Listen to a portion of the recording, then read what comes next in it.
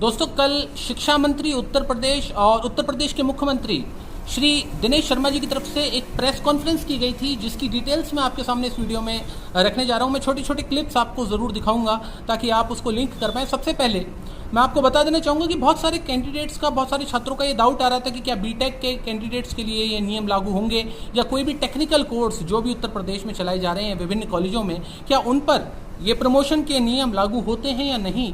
उनको मैं बता देना चाहूँगा कि हाल ही में ये वाली क्लिप आप पहले देख लीजिए, उसके बाद मैं आपको बताता हूँ।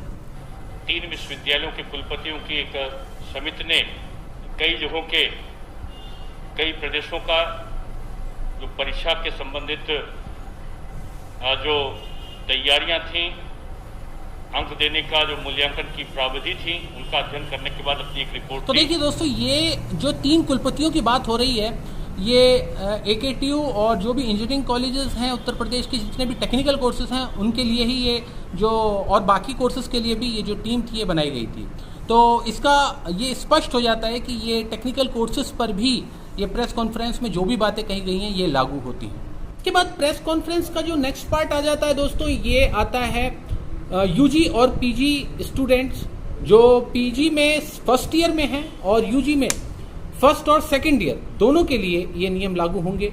पहले आप ये क्लिप देख लीजिए, इसमें उन्होंने क्या बताया है, उसके बाद मैं और इन्फॉर्मेशन आपको देता हूँ। सेमेस्टर के संदर्भ में ये रखा है कि जहाँ प्रथम और तृतीय स्नातक क्षेत्र में और स्नातकोत्तर में प्रथम सेमेस्टर की परीक्षाएं हो चुकी हैं, वहाँ स्नातक द्वितीय और चतुर्थ सेमेस्टर तथा स्नातकोत्तर द्वितीय सेमेस्टर के अंक प्रथम तृतीय सेमेस्टर के अंकों के आधार पर निर्धारित होंगे तथा मिड टर्म और अंतरिम मूल्यांकन के आधार पर भी उनका निर्धारण किया जा सकता है। तो दोस्तों, यहाँ पर आप एक बात समझ गए होंगे कि अगर आप पोस्ट ग्रेजुएट फर्स्ट ईयर के स्टूडेंट हैं तो आपके जो पिछले सेमेस्टर के मार्क्स थे उसके आधार पर आपको इस सेमेस्टर में मार्क्स दे दिए जाएंगे।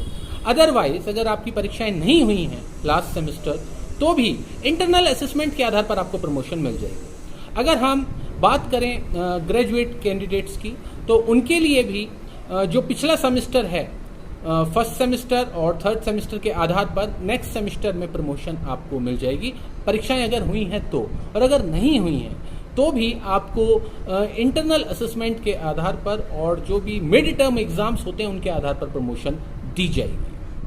दोस्तों, अब मैं आपको दिखाता हूं प्रेस कॉन्फ्रेंस का तीसरा हिस्सा। ये एक और परिस्थिति के बारे में बात कर रहे हैं कि यदि आपके ऑड सेमेस्टर और इवन सेमेस्टर दोनों ही परीक्षाएं नहीं हुई हैं, उस स्थिति में क्या किया जाएगा। उसके लिए सबसे पहले आप ये क्लिप देख लीजिए। ये दूसरी जो प्रावधि थी कि जहां पर जो विषम और सम सेमेस्टर की परीक्षाएं संपन्न नहीं हुई हैं दोनों की, वहां पर मिड टर्म और आंतरिक मूल्यांकन के आधार पर विषम और सम सेमेस्टर के परीक्षा परिणाम और जो अंक अंतर्वेशन से निर्धारित किए जा सकते हैं।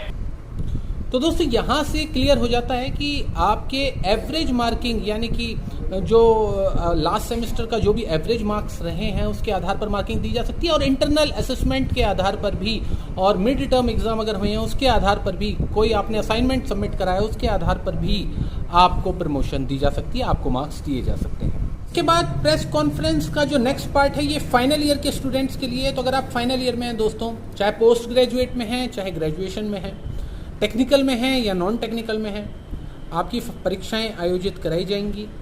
उसका पूरा बेसिक स्ट्रक्चर क्या होगा वो अभी क्लियर नहीं है, लेकिन प्रेस कॉन्फ्रेंस में जो कहा गया है वो आप सुन लीजिए।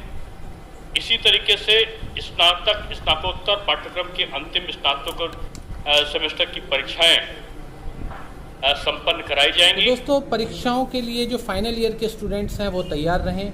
जो अभी तक जो भी माहौल बन रहा है वो परीक्षाओं को लेकर के है। जो अब प्रेस कॉन्फ्रेंस का नेक्स्ट पार्ट है वो ग्रेजुएट 5th सेमेस्टर के लिए और पोस्ट ग्रेजुएट 3rd सेमेस्टर के लिए है। तो इसको पहले देख लीजिए क्लिप को कि इसमें क्या कहा गया है माननीय दिनेश शर्मा जी की तरफ से। स्नातक पंचम सेमेस्टर और स्नातकोत्तर तृतीय सेमेस्टर की परीक्षाएं जहां पर संपन्न नहीं हुई हैं, तो अंतिम सेमेस्टर में प्राप्त अंकों के अंतर्वेशन से पूर्व सेमेस्टर के अंक निर्धारित किए जा सकते हैं।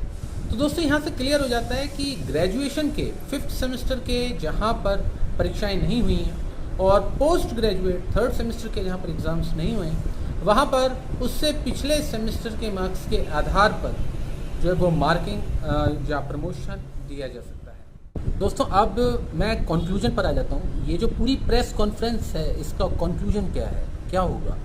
तो उसके लिए मैं दोस्तों बता दूँ इसका कंक्लूजन कुछ भी नहीं है। परीक्षाएं होंगी या प्रमोशन होगा ये अभी भी क्लियर नहीं है। उसका कारण क्या है? तो ये दिनेश शर्मा जी ने खुद अपनी प्रेस कॉन्फ्रेंस का एक छोटा सा क्लिप आप देखिए उन्होंने क्या कहा है और उसके बाद मैं आपको बताता हूँ कि आप खुद अंदाजा लगा पाएंगे कि ये एक मीनिंगलेस प्रेस कॉन्फ्रेंस थी पूरी की पूरी। ये केवल दिशा निर्देश हैं और दिशा निर्देश के अनुसार विश्वविद्यालयों को अधिकृत किया गया है कि अपनी आवश्यकताओं के अनुसार, अपनी तैयारी के अनुसार जो दिए गए दिशा निर्देश हैं उनको समायोजित करते हुए परीक्षा का निर्धारण करने के लिए अपनी कार्यकारिणी परिषद से और जो उसकी अधिकृत संस्था है उससे वो अनुमति लेके परीक्षाओं का संपादन अपने स्तर से करा सकते हैं। तो दोस्तों आप देख सकते हैं यहाँ पर उन्होंने बता दिया है कि हमने सिर्फ दिशा निर्देश जारी कर दिए हैं। वो प्रेजेंट कंडीशंस को देखते हुए अपना डिसीजन खुद ले सकती हैं, वो स्वतंत्र हैं अपना डिसीजन लेने के लिए। तो जिन्हें परीक्षा लेनी है विश्वविद्यालयों को वो परीक्षा ले सकते हैं और जिन्हें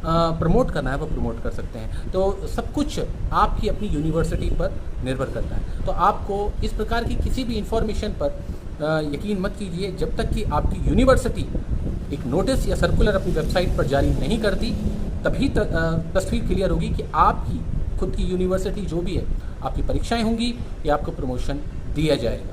हालांकि फर्स्ट ईयर के केस में काफ़ी हद तक आप ये मान सकते हैं कि प्रमोशन होगा, लेकिन इसके अलावा किसी भी ईयर के लिए कुछ 100% क्लियर कह पाना अभी तक क्लियर नहीं है। इस बात को आप कॉन्फिडेंटली नहीं कह सकते।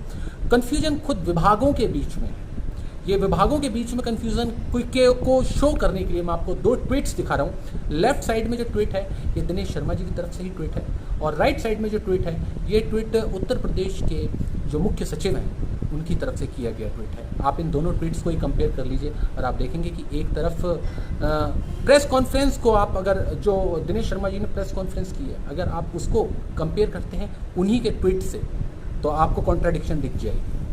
दूसरी तरफ अगर आप इस ट्वीट को कंपेयर करते हैं इस ट्वीट से तो भी आपको कहीं ना कहीं आपको नज़र आएगा कि एक तरफ प्रमोशन की बात हो रही है, दूसरी तरफ ऑनलाइन एग्ज़ाम की बात हो रही है और घर से परीक्षाएं होंगी।